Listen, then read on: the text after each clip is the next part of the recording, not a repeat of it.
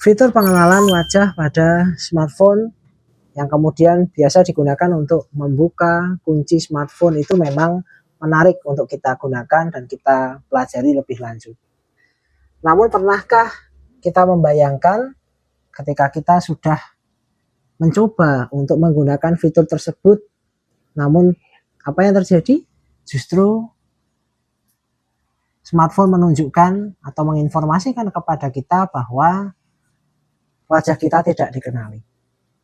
Dan lebih menjengkelkan lagi mungkin ketika kita menampilkan atau meminta mungkin saudara kita, kakak kita, adik kita yang cukup mirip dengan kita berada di depan smartphone tersebut, justru layarnya terbuka. Mengapa demikian? Ada apa dengan fitur pengenalan wajah tersebut? Halo, saya Dimas Aris Darmawan. Selamat datang di channel pembelajaran Artificial Intelligence. Di video kali ini kita akan melihat bagaimana sebuah model AI mampu menjelaskan alasan dibalik dibuatnya suatu keputusan. Berbicara terkait fitur pengenalan wajah yang gagal menangkap informasi atau gagal menjalankan tugasnya, saya teringat ada satu kejadian. Saat itu saya kehilangan akun IG atau Instagram. Kemudian satu-satunya cara adalah dengan recovery dengan pengenalan wajah. Saya sudah mencoba berkali-kali, berhari-hari, namun gagal. Sejujurnya saya lupa pose apa yang saya gunakan ketika melakukan perekaman wajah, ketika menggunakan fitur perlindungan di Instagram tersebut. Kemudian hari demi hari berlalu hingga batas waktu recovery atau pemulihan akun itu hampir habis. Saya tidak sengaja melihat satu post atau satu foto yang pernah saya post di Instagram tersebut, dan ternyata saya tidak menggunakan kacamata ketika melakukan perekaman wajah tersebut. Kemudian saya mencoba melakukan usaha pemulihan akun tersebut tanpa menggunakan kacamata ketika melakukan perekaman wajah atau melakukan presentasi di depan kamera tadi. Dan ternyata apa teman-teman? Berhasil. Artinya benda atau objek atau aksesoris sekecil kacamata ternyata dapat mengubah keputusan dari suatu AI yang tadinya tidak mengenali saya menjadi mengenali saya. Nah, pertanyaannya mengapa bisa seperti itu? Teman-teman pembelajar, model AI pada awal kemunculannya memang tidak didesain untuk turut serta menjelaskan alasan dari suatu keputusan yang dia buat. Memang fokus utama pada saat itu adalah hanya untuk menyelesaikan suatu tugas, mengenali wajah, mengenali kucing dan anjing, mengenali kendaraan, dan lain sebagainya. Tanpa terpikirkan oleh penemunya saat itu untuk mengikut sertakan alasan mengapa wajah ini dikenali, kemudian mengapa ketika menggunakan kacamata menjadi tidak dikenali.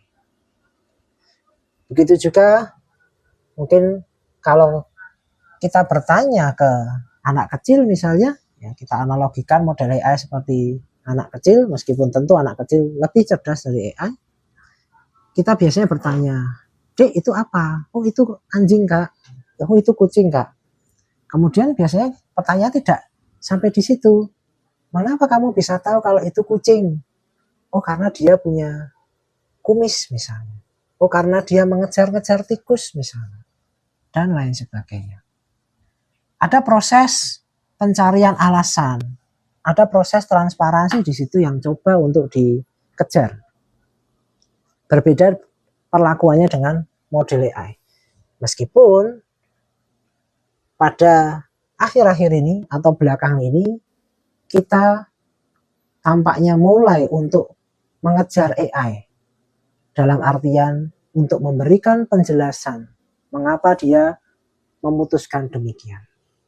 Mengapa dia mengenali yang tanpa kacamata tapi tidak mengenali yang menggunakan kacamata? Konsep transparansi, konsep explainability, dan konsep interpretability pada model AI memang sedang berkembang saat ini. Salah satu mekanisme yang sering digunakan adalah menggunakan saliency map. Seperti yang dapat kita lihat bahwa saliency map ini berisikan daerah-daerah dengan tingkat warna atau tingkat kepanasan yang berbeda. Sehingga sebetulnya saliency map ini biasa disebut sebagai heat map.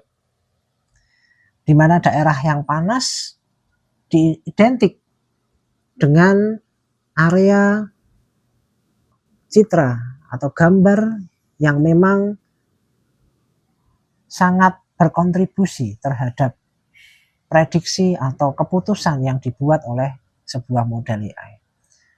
Sedangkan area yang cenderung dingin dalam tanda kutip atau tidak ditandai dengan warna merah biasanya, mungkin warna biru, itu adalah daerah yang tidak terlalu penting atau tidak dianggap terlalu penting bagi model AI untuk membuat suatu keputusan. Apabila kita gunakan contoh pengenalan wajah, maka bisa kita lihat bahwa mengapa kemudian tadi kacamata bisa menjadi alasan bahwa kemudian tidak dikenali. Ternyata kalau kita telah lebih lanjut, kacamata ini diberi warna yang panas, yang artinya membuat atau mempengaruhi keputusan model AI. Nah, teman-teman, menariknya adalah bahwa penggunaan saliency map ini saat ini sangat dibutuhkan, terutama pada aplikasi-aplikasi atau penerapan yang vital. Seperti salah satunya adalah pada dunia medis.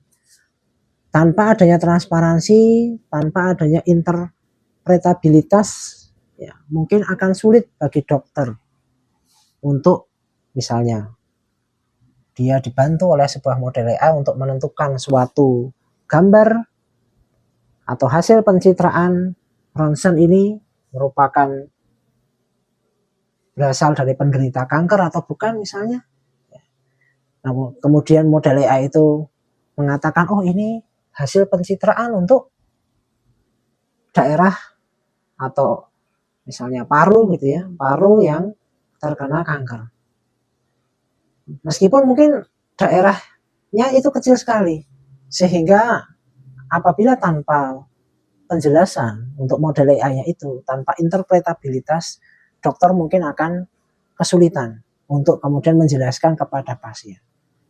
Namun dengan adanya heat map atau saliency map, dokter akan dengan mudah, oh ternyata model AI mendeteksi sebagai kanker karena ada area ini atau ada lesi ini misalnya.